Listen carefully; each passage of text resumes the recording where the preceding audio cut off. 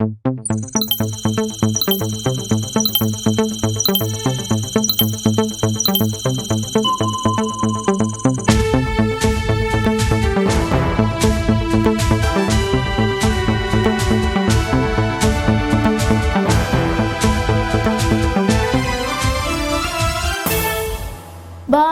et bienvenue au 20h. Les titres aujourd'hui c'est Noël. Les chrétiens fêtent la naissance de Jésus Sauveur. La messe du réveillon a été célébrée à la cathédrale de Ouagadougou et à l'église des Assemblées de Dieu. À suivre dans ce journal. Dans ce journal également, la fête de Noël est triste pour les Maliens. Le chef de file de l'opposition, Soumaïla Cissé, est décédé à Paris aujourd'hui. Il était atteint du coronavirus. Une fois de plus, bonsoir et merci d'être au rendez-vous de l'information sur votre télé. Aujourd'hui, c'est donc la Noël, célébrée les 24 et 25 décembre de chaque année. Les fidèles catholiques se sont réunis une fois de plus pour commémorer la naissance de Jésus-Christ. La nuit dernière, 24 décembre, ils étaient nombreux à prendre part à la messe de Noël à la cathédrale de Ouagadougou. Mamie Driana Kamabou. Plus de 2000 ans après la naissance de Jésus-Christ, l'Église catholique commémore chaque année la solennité de la Nativité. Cette nuit du 24 décembre, ils étaient nombreux les fidèles catholiques à répondre présents à cette messe de réveillon de Noël à la cathédrale de Ouagadougou. Une célébration qui occupe une place importante dans l'Église catholique. Nous célébrons vraiment la vie parce que Dieu a osé confier la vie aux hommes. Il a confié la vie de son fils Jésus à Marie et à Joseph. Cela constitue bien entendu un appel très fort à l'humanité pour protéger la vie, pour défendre la vie, pour protéger la famille, pour défendre la famille. Et comme le dit le pape, la famille est l'avenir de l'humanité et l'avenir de l'Église. D'où la nécessité vraiment de veiller sur cette institution voulue par Dieu dès la création. Présidée par le cardinal Philippe Ouedraogo, cette messe de célébration de la naissance de Jésus-Christ a connu la présence d'autorités politiques et administratives. Des autorités qui, tout en appelant à la modération et au respect des mesures barrières contre le Covid-19, ont formulé des vœux le meilleur à tous les Burkinabés. Pour nous, venir ce soir, c'est célébrer avec les chrétiens du Burkina Faso et les chrétiens du monde entier et demander encore à Dieu qu'il puisse mettre la main sur le Burkina Faso pour le nouvel an qui s'annonce, pour les années qui s'annoncent pour le Burkina. Beaucoup de paix, beaucoup de santé, parce que le Burkina Faso a été éprouvé par la maladie, par les attaques terroristes. Et donc, c'est vraiment un plaisir pour nous d'avoir été avec les catholiques du Burkina Faso ce soir. Nous savons que la Covid-19 est toujours là, elle n'a pas disparu. Donc fêtons dans l'allégresse certes, mais avec beaucoup de modération et de prudence, en respectant les consignes données par les autorités sanitaires. Et dans son homélie, le cardinal Philippe Ouedraogo a souhaité que ces fêtes de fin d'année se fassent dans la quiétude. Cette messe a servi de cadre aussi à ses fidèles chrétiens de prier pour la paix et la cohésion sociale au Burkina Faso. Les fidèles chrétiens de l'église des Assemblées de Dieu, Bonne Nouvelle de Basenko, étaient également réunis dans la nuit pour célébrer Noël. Le réveillon a été marqué par les chants et prières en communauté. Reportage Ami Valiant.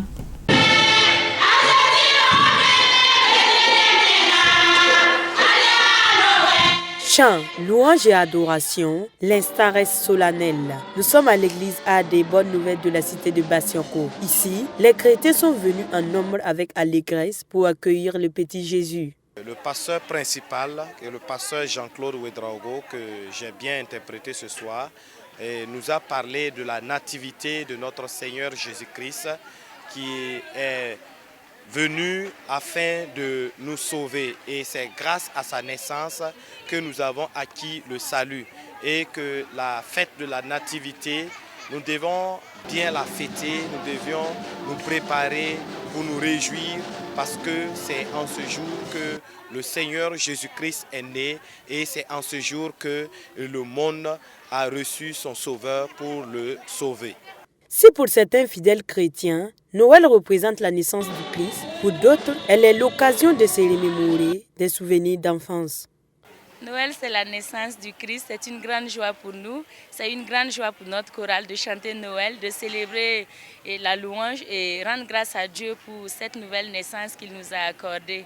Que toute la gloire revienne au Seigneur pour tous ses bienfaits dans notre vie. Noël pour moi représente la nativité, la naissance de Jésus-Christ, le Fils de l'homme, notre Sauveur, notre Seigneur. Voilà, c'est parce qu'il est né qu'il est mort. S'il n'y a pas de naissance, il n'y a pas de mort. Donc c'est normal que nous venions fêter sa naissance. Voilà, c'est ce que nous sommes venus faire. Nous sommes venus nous souvenir de sa naissance, de son enfance. C'est l'anniversaire de notre salut à tous dans ce monde. C'est cette nativité-là qui nous permet à tous de pouvoir bénéficier de la grâce éternelle et du royaume des cieux. Donc c'est un anniversaire vraiment spécial, pas comme les autres. Un anniversaire qu'il faut nécessairement célébrer parce que nous célébrons l'anniversaire de nos enfants, des membres de la famille, mais nous oublions très souvent cet anniversaire-là qui est vraiment particulier pour l'humanité tout entière. À la fin de la messe, les chrétiens ont saisi l'occasion pour réitérer leurs vœux de santé, de bonheur, de prospérité à l'endroit de tous les Burkinabés. À présent, nous vous proposons un rappel sur le sens de la fête de Noël. Notre porteur, Mira Angela Ouedraogo, a rencontré l'abbé Hyacinthe Cyril Caboret, vicaire à la cathédrale de Ouagadougou. Nous vous proposons l'entretien. Nous voulons vous poser ce soir 2 questions. Oui, je vous écoute. Quel est le sens de la célébration de la fête de Noël ? Noël est une grande fête chrétienne, sinon que c'est devenu une fête mondiale. À Noël, nous célébrons la naissance de Jésus, Dieu qui entre dans l'histoire des hommes, Dieu qui se fait homme et qui veut être avec les hommes. Disons que Noël auparavant était une fête païenne et c'est le pape Libère en 354 qui a christianisé cette fête païenne qui célébrait la renaissance du soleil. Parce que pendant l'hiver, on n'avait pas le soleil et quand on voyait le soleil revenir, c'était une grande joie. Alors, donc le pape a voulu christianiser cette fête-là, et ce qui fait que Noël est fixé au 25 décembre. Et ce 25 décembre, nous fêtons la naissance de Jésus dans notre humanité. Alors, donc la naissance de Jésus, Jésus qui rentre dans notre histoire, Jésus qui entre dans notre cœur, c'est-à-dire dans notre âme, et Jésus aussi qui nous révèle ce qu'est le Père, puisqu'il sort du sein du Père pour venir en fait dans notre humanité. Alors, donc voilà ce que l'on peut dire sur la célébration. Et Noël est une fête joyeuse, puisque tout le monde se prépare pour vivre cet événement-là. Merci. Pourquoi Noël est aussi appelé la fête des enfants? Noël est appelé la fête des enfants puisque nous fêtons la naissance d'un enfant. Et nous savons que la naissance d'un enfant dans une famille apporte de la joie. Et plus particulièrement quand on regarde, il y a un sens profond, puisque Dieu se fait enfant pour se donner à nous. Alors, donc Dieu met en avant les enfants pour dire qu'il passe aussi par là pour nous révéler sa simplicité, pour nous révéler la fragilité. Et cela nous permet aussi de mettre les enfants au centre de toutes nos activités. Et disons qu'au moment même où le pape Libère christianisait la fête païenne, à ce moment-là, les enfants n'étaient pas considérés, mais on dirait que c'était déjà comme un signe prophétique que le pape posait par ici, ce qui fait qu'à Noël, nous voyons Dieu enfant et cela nous fait penser aux enfants, ce qui fait que dans les familles, on met les enfants au centre en essayant de leur donner des cadeaux, parce que les enfants constituent aussi fondamentalement la vie de l'humanité. Parce que une société où il n'y a pas d'enfants, cette société est appelée à disparaître. Et les enfants sont comme la relève de la société. Donc fêter les enfants à Noël, c'est une manière de fêter la vie, fêter l'espérance, se dire que la vie continue à travers celle des enfants que nous côtoyons, qui sont avec nous. Merci beaucoup. Et pour accueillir le petit Jésus, avez-vous construit de vos propres mains votre crèche ou bien l'avez-vous achetée? Toutes les deux formules sont belles. Edmond, lui, a choisi de profiter du plaisir de construire personnellement sa crèche. Découvrez son œuvre dans ce reportage de Sanata Sere et Shérif Yanogo. C'est Noël. Voici la crèche construite par Edmond pour accueillir le petit Jésus. Une crèche qu'il a pris le soin de construire lui-même une semaine avant la fête de Noël. Pour lui, construire sa crèche soi-même est comme une distraction et relève d'un grand plaisir. Je le fais chaque année par plaisir pour pouvoir accueillir le petit Jésus. C'est intéressant de faire soi-même parce qu'on a le plaisir de faire et tu es content de faire toi-même. Je souhaite avoir beaucoup de cadeaux par mes parents. Tout comme lui, ils sont nombreux ces enfants qui construisent des maisonnettes à l'approche du Noël pour recevoir Christ le nouveau-né. Brice Vital Sanouidi est âgé de 14 ans et a mis beaucoup d'amour dans la construction de sa crèche.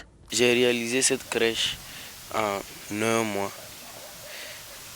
Et avec l'aide de mes parents, de mes frères et de tous mes amis, j'ai pu construire cette crèche car j'ai l'habitude de construire chaque année. Mes parents m'aident dans la construction car pour eux c'est une bonne chose de construire une crèche et ça aide à la connaissance de l'enfant. Les parents, eux, sont heureux de voir le savoir-faire de leurs enfants. Ce n'est pas par manque de moyens qu'ils n'achètent pas les crèches préfabriquées, mais une manière de respecter la tradition chrétienne en donnant à la crèche sa vraie valeur et renforcer leur foi. Chaque année, ils se lancent dans la construction des crèches. Une chose vraiment que j'apprécie, ça permet d'agrandir sa foi chrétienne au fil du temps. La construction naturelle comme cela, c'est encore mieux que d'aller acheter les préfabriqués, déjà qui se trouvent dans les rues qu'on achète. Et là également, il a déjà l'idée d'être architecte et vraiment je le soutiens beaucoup. Chaque année, je les habitue à construire la crèche pour accueillir le nouveau-né qui est Christ Sauveur. Parce que ça ne veut pas dire que je manque d'argent pour payer les crèches locaux pour mes enfants fabriqués, mais je préfère qu'eux-mêmes ils construisent par leur propre intelligence que d'aller acheter au marché. C'est pas pour décourager les fabricants de crèches, mais c'est une façon aussi d'encourager les parents et d'aider leurs enfants à construire les crèches parce que ça les habitue. Ceux qui se frottent les mains pendant la fête de Noël, c'est aussi les vendeurs de crèches préfabriquées. Si pour certains parents, laisser son enfant construire sa crèche est une façon de l'initier à la tradition catholique, d'autres par contre préfèrent les préfabriquées, nous explique ce vendeur de crèches. Selon lui, les crèches préfabriquées facilitent la tâche aux enfants et aux parents. Au niveau des crèches, comme les enfants ne peuvent pas construire, ils pleurent beaucoup, nous avons une idée de faire ça en carton pour permettre les gens de payer pour les enfants. C'est des prix un peu moins chers. Aujourd'hui, c'est que les enfants vont construire une crèche comme ça à la maison. Les dépenses là, ça va arriver 5 000, 6 000. Puis ça ne va pas dessus. On peut construire 3 fois, 4 fois. On a vu l'idée pour faire ça en carton. En plus d'avoir un sens symbolique dans la religion catholique, La construction de la crèche, c'est pour beaucoup d'enfants un moment de communion. Construite ou préfabriquée, la crèche garde le même sens. Accueillir Christ le Sauveur. Noël hors du Burkina.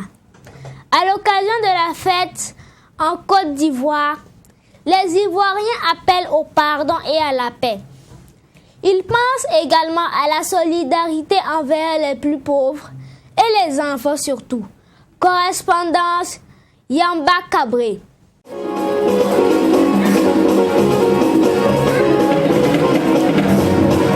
La célébration de la messe de Noël de cette année 2020 a été l'occasion pour les Ivoiriens de souhaiter la paix et la réconciliation nationale après une année difficile.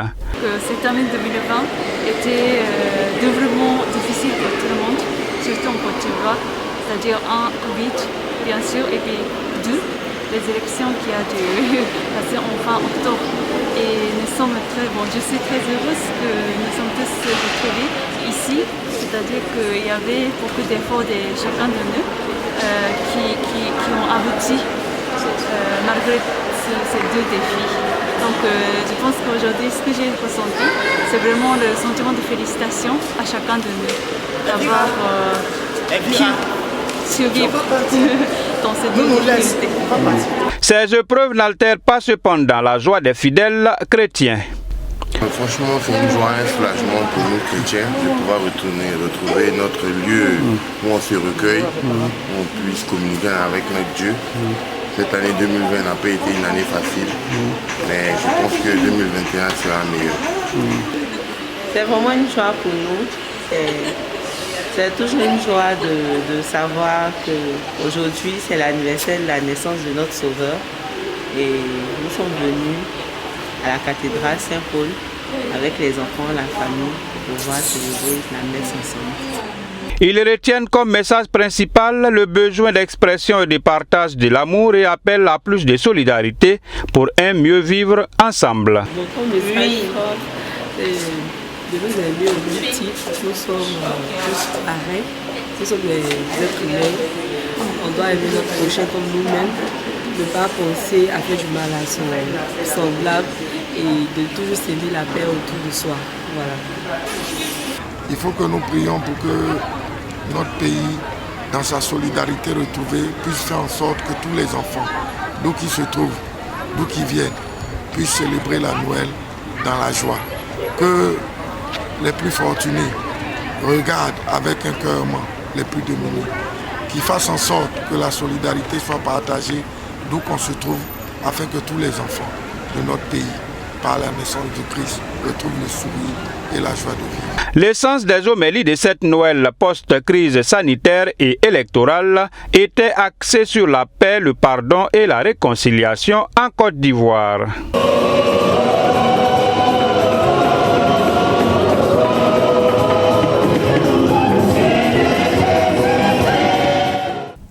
Autre chose en dehors de la fête de Noël. Deuxième CASEM du ministère de l'Éducation nationale.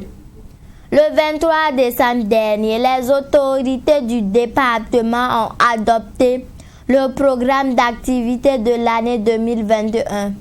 La question de la gestion du Covid-19 en milieu scolaire a été abordée. Mami Driana Kamabou. Pour le compte de l'année 2021, le ministère de l'Éducation nationale a adopté son programme d'activité au cours du deuxième et dernier conseil d'administration du secteur ministériel de l'année. Le plan d'action a été élaboré de façon consensuelle et participative avec les partenaires sociaux et les acteurs du domaine. Un plan estimé à plus de 534 milliards de francs CFA selon Stanislas Waro, ministre de l'Éducation nationale, de l'alphabétisation et de la promotion des langues nationales. Donc 500 milliards pour le budget général de l'État, un peu plus de 10 milliards pour le compte d'affectation spéciale du Trésor en lien avec le programme de développement stratégique de l'éducation de base, CARS FSDEB. Et puis il y a un autre programme cantine scolaire autour de 190 millions de francs CFA.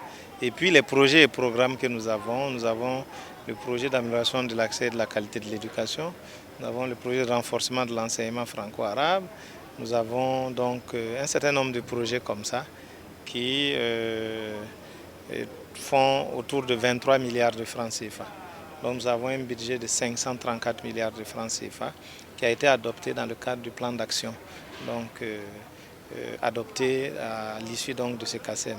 Un arrêté a été pris entre le ministère en charge de l'administration territoriale et le ministère de l'Éducation nationale dans le but de travailler à une meilleure prise en charge du Covid-19 dans les établissements scolaires. Le premier cours de la reprise, c'est-à-dire le premier cours du deuxième trimestre, soit le cours donc sur la Covid-19 qui a été élaboré, c'est un module, a été élaboré et validé par le ministère de la Santé que nous dispensons pour rappeler aux élèves, aux parents d'élèves et aux enseignants que la maladie elle est là et circule, il y a des cas actifs et nous devons faire attention et nous prémunir. Donc c'est un peu cela. Donc il n'y a pas, on ne s'affole pas, nous ne sommes pas dans une dynamique de fermeture des établissements. Ça, ce n'est pas pour le moment envisagé. Et ce qui est envisagé, c'est ce que je vous ai dit, c'est travailler à la prise en charge en déroulant donc notre protocole de prise en charge et travailler à davantage de sensibilisation en essayant de trouver des éléments de langage qui pourront convaincre parce qu'on sensibilise, mais malheureusement, on constate que 98% des établissements n'observent pas les mesures barrières que nous avons édictées. Stanislas Ouaro a par ailleurs salué l'engagement et la détermination du gouvernement et du chef de l'État pour la cause de l'éducation au Burkina Faso. 5e anniversaire de la résolution 2250. La coalition du même nom et l'ONG Oxfam ont clôturé leurs activités de forum le 22 décembre dernier.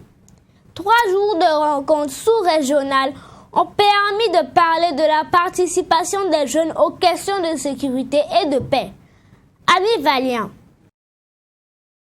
Pendant 3 jours, les membres de la coalition 2250 ont échangé sur l'implication de la jeunesse dans le processus de la paix et de la sécurité des 3 pays de la sous-région, à savoir le Mali, le Niger et le Burkina. Le président de cette coalition, Abbé Victor Ouedraogo, a présenté les objectifs de la coalition. La coalition 2250 est une initiative de l'ONG Oxfam qui, en décembre 2019, et à partir d'une résolution des Nations Unies, résolution nommée 2250, a voulu initier une coalition de jeunes des différents pays, notamment du Niger, du Mali et du Burkina, qui allaient s'approprier ce texte, cette loi-là, pour la transformer en activité concrète dans les différents pays de la sous-région. Pour les participants, ce forum est une réussite. Cela favorisera la mise en place d'un plan d'action national de plaidoyer pour les 3 pays membres. Je suis très satisfaite de ces 2 jours d'activité parce que non seulement nous avons échangé, nous avons mené des débats avec les participants venus du Mali et du Niger. Nous avons échangé entre autres sur les thématiques en lien avec l'implication de la jeunesse dans la résolution, la prévention et surtout pour prévenir les conflits dans nos différents pays membres du G5 Sahel. Donc, durant ces 2 jours, ce que je retiens surtout, c'est qu'il faut vraiment impliquer la jeunesse parce que nous ne sommes pas que l'avenir, nous sommes le présent et le présent se construit dès maintenant. Le parrain qui s'est fait représenter par le directeur national de la jeunesse a félicité les organisateurs pour le travail abattu. À la même occasion, il a réaffirmé son engagement d'accompagner ce projet. Le parrain se réjouit effectivement de cette initiative, félicite donc les organisateurs et marque la disponibilité du ministère effectivement à accompagner cette initiative-là. Vous savez, les questions de paix, de sécurité, de stabilité de nos pays, c'est des questions qui ne peuvent plus être traitées en l'absence et en dehors des jeunes. C'est pour cela que le pays tout entier, à travers le ministère de la Jeunesse, se réjouit de cette initiative et marque sa disponibilité effectivement à accompagner. Le forum marque le début de l'élaboration du document du plan d'action national du plaidoyer. Rappelons que ce forum s'inscrit dans le cadre du 5e anniversaire de la résolution 2250, dont les autorités burkinabées ont pris l'engagement d'impliquer les jeunes dans tout le processus de construction et de la consolidation de la paix. Avant de refermer ce journal, le chef de file de l'opposition politique malienne, Soumaïla Cissé, est décédé à Paris aujourd'hui. Les otages étaient testés positifs au Covid-19. Il avait 71 ans. Retour sur la vie de Soumaïla Cissé avec notre correspondant Bourey Masoulo. Ma première réaction suite à cette nouvelle, c'est la grande tristesse et le désespoir que la perte de Soumaïla cause au Mali de façon générale. Et honnêtement, nous sommes attristés, nous sommes à terre par cette terrible nouvelle. On peut tout retenir de lui, de bon. Un homme qui est un rassembleur, un homme qui a le souci des siens, le souci de sa famille, un homme qui a cultivé, à l'ombre de son papa, bien entendu, l'honneur et surtout une très grande humilité. C'est Dieu qui décide de tout. Et on ne peut dire que inna lillahi wa inna ilayhi raji'un. Chacun revient à Dieu un jour. C'est le cas de Soumaïla Cissé. C'est vrai qu'on est toujours surpris devant la mort, mais juste après on se ressaisit et on comprend qu'il n'y a que Dieu, celui qui décide de tout. Donc dans la clameur politique où les uns et les autres sont en train d'affûter leurs armes, Dieu a sa décision. Et c'est elle qui est advenue aujourd'hui. Je ne peux que dire que Dieu est grand. Il nous donnera certainement d'autres sources de soulagement. C'est un espoir qu'on a perdu et on espère que Dieu nous donnera en échange autre chose. Évidemment, nous avons été réveillés ce matin par cette triste nouvelle. Une douleur incommensurable pour nous. C'était notre président, notre chef, notre guide.